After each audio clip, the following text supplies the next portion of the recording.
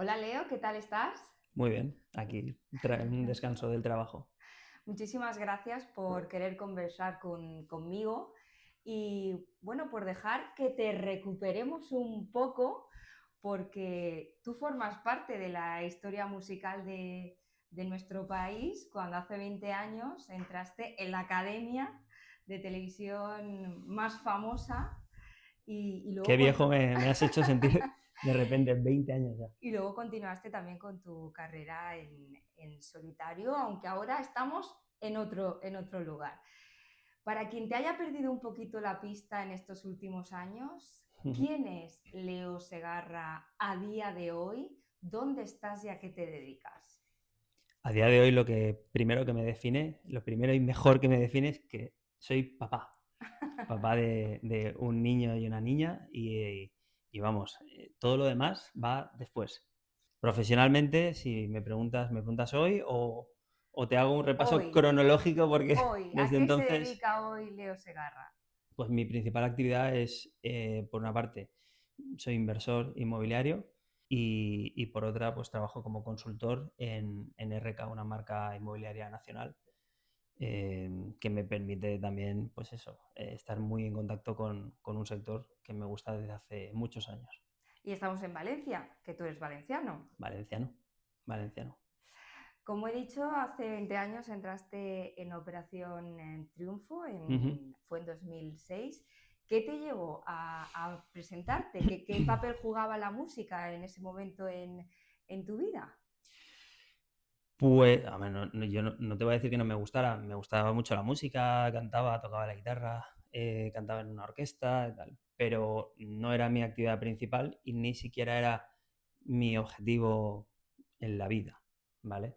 Eh, Hice un casting, pues porque sí, pues oye, ¿por qué no? Fui a un casting y obviamente en el momento que entras ahí y tienes un recorrido en el programa y pues llegas más o menos lejos, entonces evidentemente sí que cambié un poco mi enfoque y me dediqué profesionalmente a la música unos años. Pero no puedo decir que yo de pequeñito dijera, mamá, quiero ser artista. Fue una cosa que siempre he estado muy unido al arte, me ha gustado mucho la música, pero mi vida profesional iba por otra parte. De hecho, me pilló haciendo el proyecto final de carrera de ingeniería informática Sí.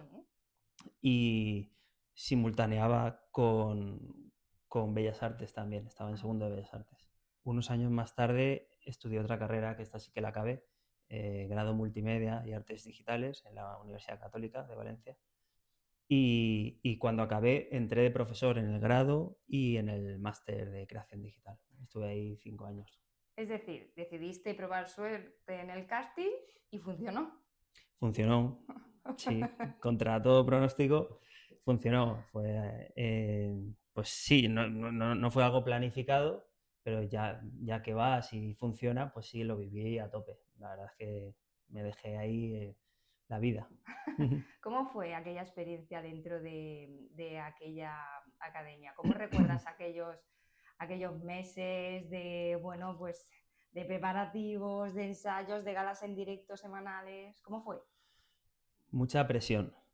Y mira que yo ya entré, a ver, curtido. Ahora pienso y era un chiquillo de 25 años, pero en comparación con las edades, había gente de 16, 18 años.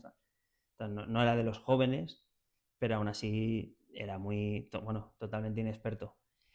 Muy difícil que sin experiencia previa te pongan una cámara delante, en horarios de máxima audiencia, que te presionen, que te juzguen, porque estás ahí para que te juzguen, y es normal. A mí a nosotros yo creo que nos destruía. Por una parte nos creaba mucha inseguridad. Luego, por otra, pues sí que vas creciendo y vas poco a poco aprendiendo, pero a esa presión, a vivir cómodo bajo esa presión, yo creo que hubiéramos necesitado años de programa para, para estar a gusto en ese sentido. Te diría que la gente que más lejos llegaba en el programa no eran los que mejor cantaban o los que mejor escenario tenían. Yo creo que eran los que mejor sabían llevar la presión. Tú, Al, tú fuiste finalista. al margen de alguna persona que técnicamente podía estar 5 o 20 escalones por encima del resto, que siempre había, como fue el caso a lo mejor de Lorena, la ganadora.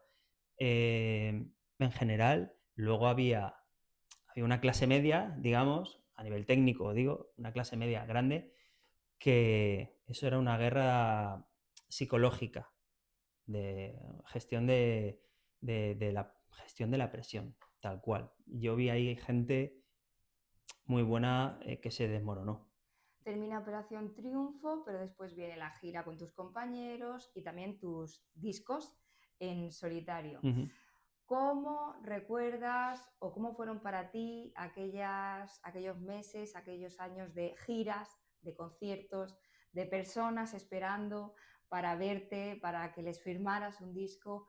Aquella vida de artista, Uh-huh. ¿cómo fue? ¿Cómo la recuerdas?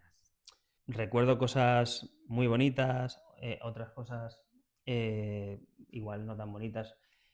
La experiencia de vivir conciertos en grandes, iba a decir estadios, bueno, pabellones, en grandes pabellones, eso es una pasada, eso es una pasada. Y luego, cuando acaba la gira de programa, pues ya tienes tus propias giras, tus propios proyectos, tus propios discos, y ahí conoces más el oficio de pelear y luchar porque salgan bolos y luchar porque tu trabajo se valore más o se valore menos, ¿vale? Están los cachés y tal, ahí empiezas a conocer cosas del negocio y ya te digo que a ti te sueltan en el mundo profesional con unos cachés de conciertos y pues bueno, equiparables a muchísimos profesionales que llevan muchos años ahí, que tú escuchabas sus discos y de repente pues tus conciertos valen cantidades parecidas a tal joder, de repente te das cuenta y dices, coño, estoy jugando aquí al mismo juego y te das cuenta que es duro, no es fácil, te sientes muy presionado también. Yo me sentí bastante presionado. Siempre hay una lucha constante entre las expectativas, bueno, las propias, pero sobre todo las expectativas del entorno. Y luego está la realidad. Muchas veces no van de la mano, Ya. a veces un poco mejor, a veces un poco peor, o a veces mucho peor. Es decir, gestionar eso pues ese es el mundo profesional.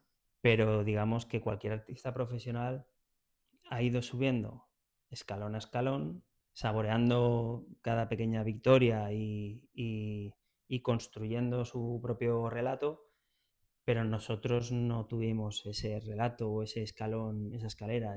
Nosotros fue como de 0 a 100, aquí te soltamos y claro, es evidente que, bueno, vas procesando a la velocidad que puedes, cometes errores como es normal, pero en general todo eso va acompañado de vivir cosas súper bonitas, muy, muy, muy bonitas. El fenómeno fan es como, hostia, esta gente eh, ha venido a verme y tal. Eso es una cosa que choca para una persona más bien tímida como soy yo o como era yo, mucho más. Entonces, Surgió la posibilidad de aparecer, creo que en un capítulo de Los Serrano, y también estuviste en otro reality que es Supervivientes. ¿Estos proyectos cómo y por qué llegan a tu vida?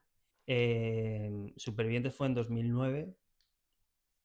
El motivo por el que yo entré y lo que yo me llevo de ese programa son cosas diferentes. Básicamente, entras por dinero, porque es el programa, uno de los programas que mejor pagados están. Pero luego la, La la, la experiencia, experiencia. la dimensión de esa vivencia, cuando estás ahí, joder, lo haría gratis otra vez. Yo te seguí, fuiste un Sí, luchador, sí, sí, sí. quedaste segundo, por Segundo algo quedé, sería. quedé segundo. Una pasada, la experiencia fue una pasada. En los meses o años posteriores también estuviste en un musical en Madrid, también formaste parte del grupo Vértigo. ¿Cómo llegaron esos proyectos a tu vida? Pues tuve la experiencia de aquel musical, me lo pasé genial, la verdad. ¿Te No, no, gustó? no había estado en un gran musical nunca y estuvo muy bien, la verdad.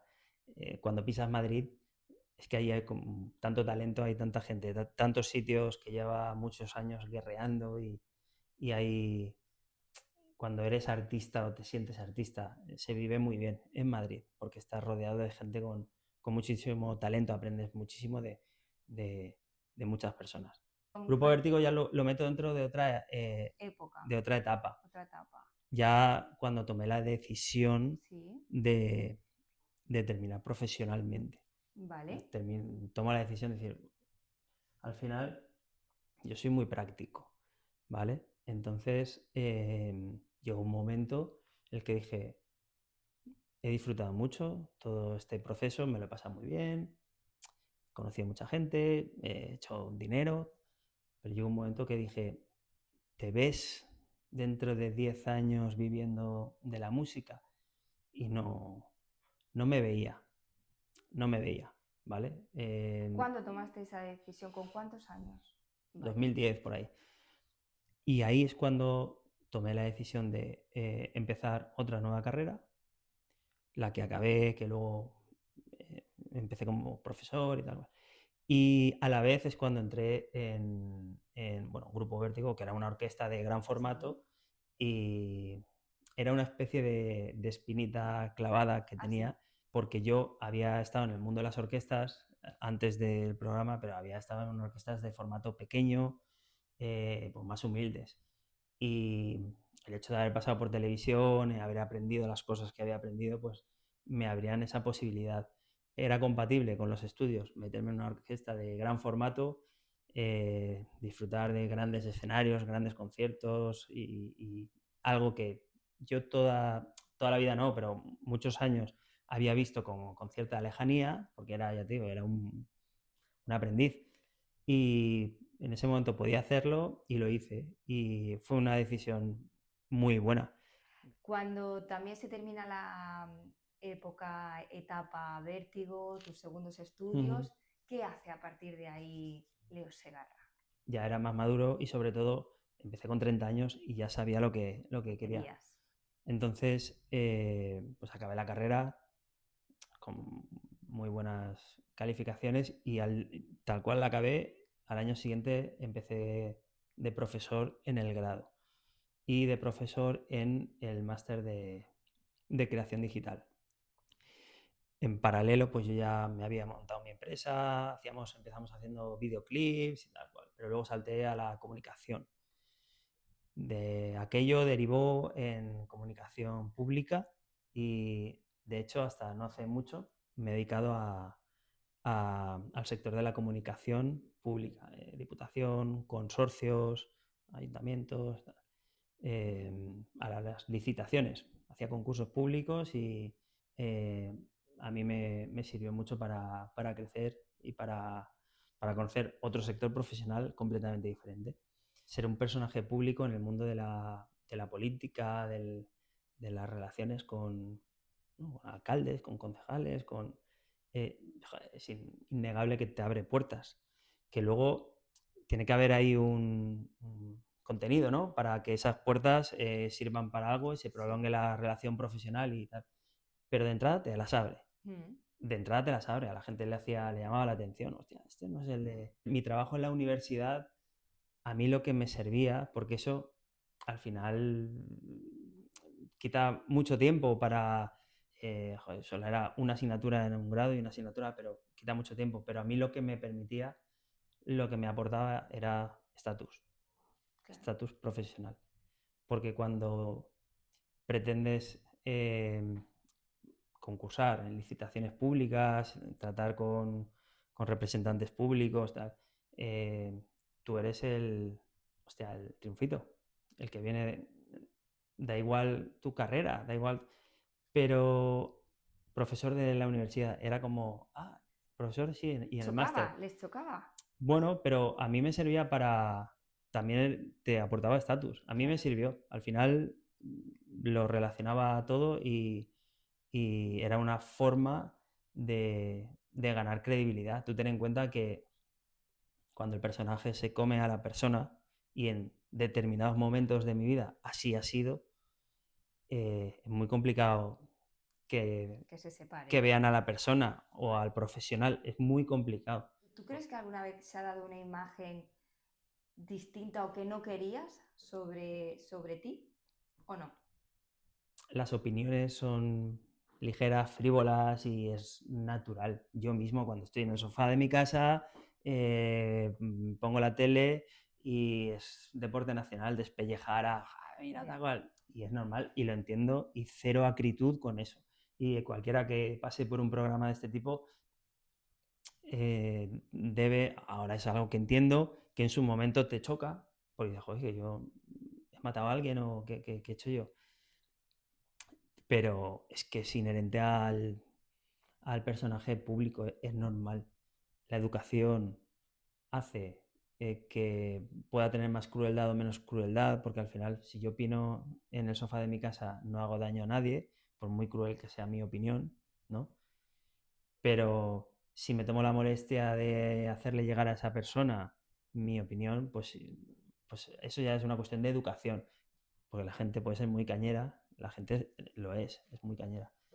Aún así, pues es una de las cosas que aprendí a comprender ese tipo de críticas o la crudeza de ese tipo de críticas.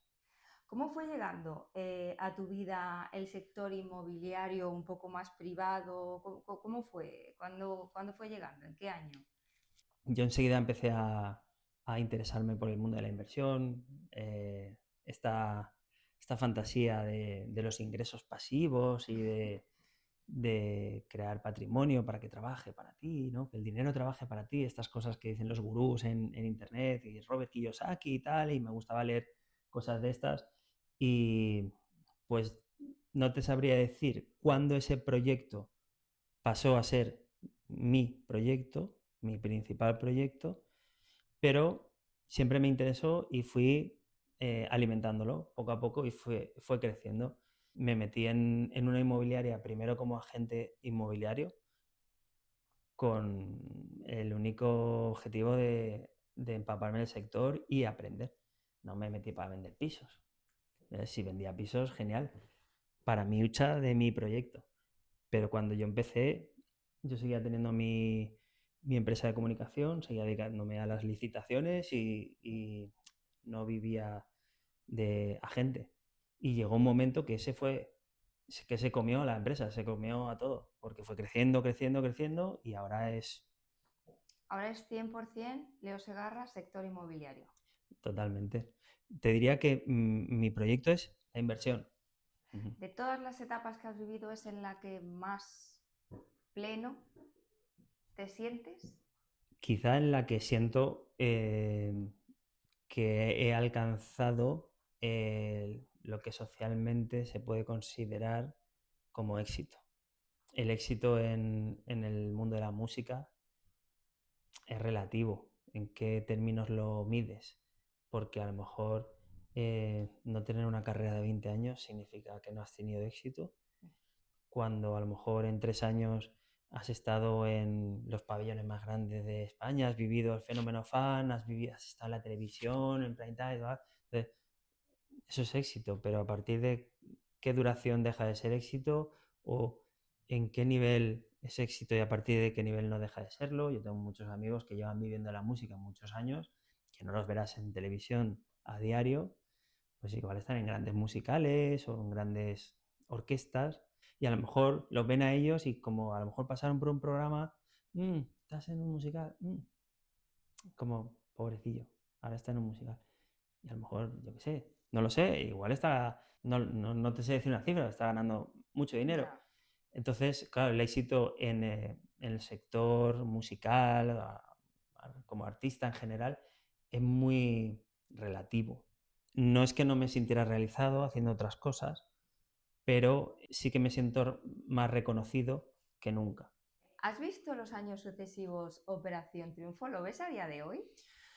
No, no, te dije que, o sea, te diría que la edición que más he visto desde que yo entré fue la inmediatamente posterior. Sí. ¿Y qué papel juega ahora la música en tu vida? No sé si cuando hay una reunión familiar o de amigos, Leo, arráncate, o no, No, no nada. toco, o sea, con la familia no toco. En reuniones de amigos sí, Sí, a veces sí, eso sí. A nivel profesional lo hago. Te diría, y te iba a decir que igual hago un concierto al año o cada 2 años, algún acústico con sí. alguna circunstancia. Pero en los últimos años los conciertos más importantes que he hecho ha sido pues en la guardería de mi hijo, que fui a su clase a cantar La Vaca Lola, Sol de ni santo, con la guitarra, tal. Luego en el cole de mi hijo, que fui a cantar La Patrulla Canina, el no sé qué, no sé cuánto, tal. Si pudieras asomarte por una ventanita y decirle algo a aquel Leo que entró en Operación Triunfo en 2006, después de todos estos años y todo lo que has vivido, ¿qué consejo le darías? Pues mira, en una peli de estas que viajas al pasado y que a lo mejor tocas una cosita y puedes cambiar todo y tal, pues no tocaría nada, por miedo a cagarla. Porque a lo mejor, claro, yo identifico muy claramente los errores que yo puedo haber cometido, pero ¿con qué objetivo? Estoy en paz con la persona que soy ahora y con la vida que llevo ahora. Si pudiera tener una conversación con mi Leo de hace años, diría, la estás cagando de puta madre. Sigue así, tío, sigue cagándola, te lo estás pasando bien, la estás cagando, pero ya está, sin problemas. ¿Qué le dirías a una chica joven o a un chico joven que quiere entrar en un talent show como en el que tú estuviste? Incidiría mucho en que no haga planes respecto a la duración de la aventura, ¿vale? O respecto a la magnitud, ¿vale? Y que sea muy sensato en cuanto a ahorro e inversión. Si tú te organizas bien, te creas tu estructura, al final puedes comprar el bien más preciado, que es el tiempo. ¿Qué papel juega tu familia en tu vida ahora mismo? ¿Es la prioridad en tu vida? Ser padre o madre es el acto de generosidad mayor que hay. Cuando lo eres, tú lo sabes, lo comprendes, ¿vale? Comprendes que Todo. te afecta a todo, a todo. Yo todo lo que hago, lo hago pensando en el futuro de mis hijos. De hecho, soy, te diría, que bastante austero, cosa que desespera mucho a mi mujer.